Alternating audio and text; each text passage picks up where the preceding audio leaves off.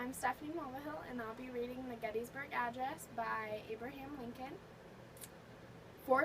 7 years ago, our fathers brought forth on this continent a new nation, conceived in liberty and dedicated to the proposition that all men are created equal. Now we are engaged in a great civil war, testing whether that nation or any nation so conceived and so dedicated can long endure. We are met on a great battlefield of that war.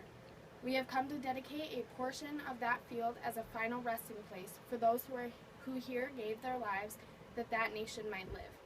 It is altogether fitting and proper that we should do this.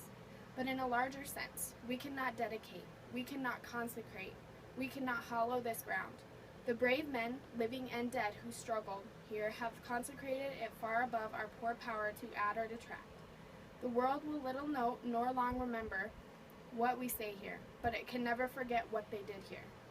It is for us, the living, rather to be dedicated here to the unfinished work which they who fought here have thus far so nobly advanced.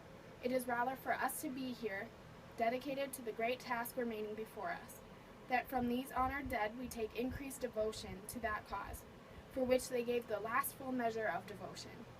That we here highly resolve that these dead shall not have died in vain, that this nation, under God, shall have a new birth of freedom, and that government of the people, by the people, for the people, shall not perish from this earth.